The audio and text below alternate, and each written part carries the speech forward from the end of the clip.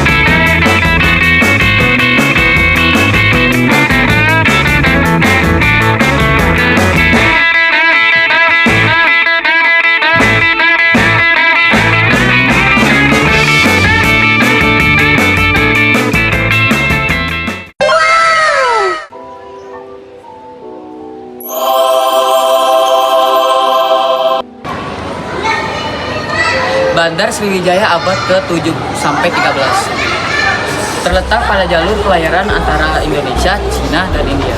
Cina dan India berperan sangat penting dalam kegiatan perdagangan, sehingga menguntungkan bagi kerajaan Sriwijaya.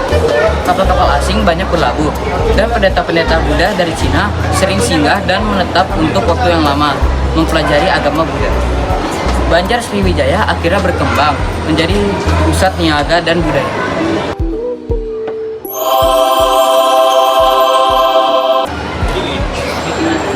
Salah satu cara menyiarkan agama Islam di Indonesia adalah melalui pendidikan di pesantren atau pondok yang diselenggarakan oleh guru agama, kiai, atau ulama.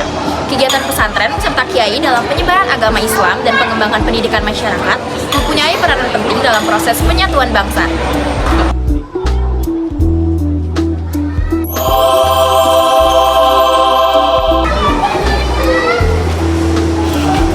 Untuk membentuk pengaruh Portugis yang sejak awal abad ke-16 telah berkuasa di Malaka, Sultan Trenggono Demak mengirim Fathahilah dengan pasukannya pada tahun 1527. Fathahilah berhasil merebut Sunda Kelapa sebelum Portugis mendirikan benteng di pelabuhan Sunda Kelapa, sesuai perjanjian tahun 1522 dengan Raja Pajajaran.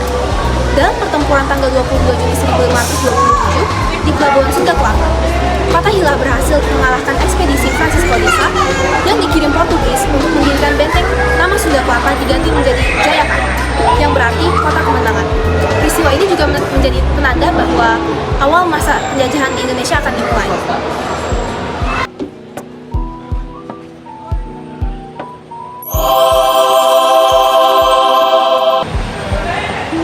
Setelah lamanya Indonesia dijajah, politik kolonial Belanda tidak menghendaki rakyat Indonesia menjadi cerdas karena hal itu akan membahayakan kedudukan Belanda.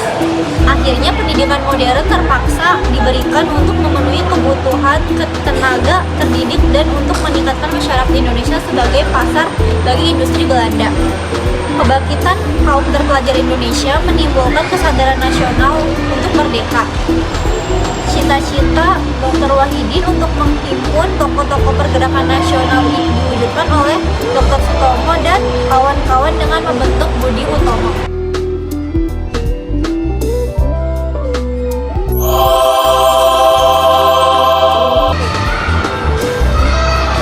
Dalam lingkungan pergerakan nasional Indonesia, para pemuda telah melahirkan berbagai ragam organisasi pemuda yang pada umumnya masih bersifat kedaraan dan satu dengan yang lain tidak mempunyai hubungan.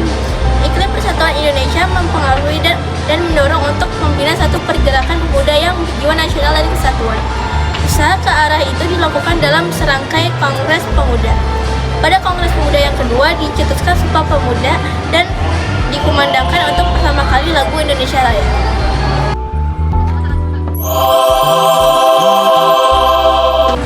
Masih jatuh.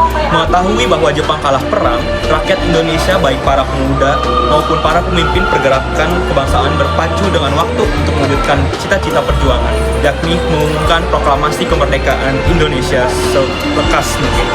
Dalam pertemuan rahasia pada malam hari tanggal 16 Agustus 1945 di Jalan Imam Bonjol, Jakarta, naskah proklamasi dirumuskan, ditandatangani oleh Soekarno dan Muhammad Hatta. Pada tanggal 17 Agustus 1945 pukul 10 pagi, Soekarno didampingi oleh Muhammad Hatta membacakan proklamasi kemerdekaan Indonesia. Sekian penjelasan dari kelompok kami. Wassalamualaikum warahmatullahi wabarakatuh.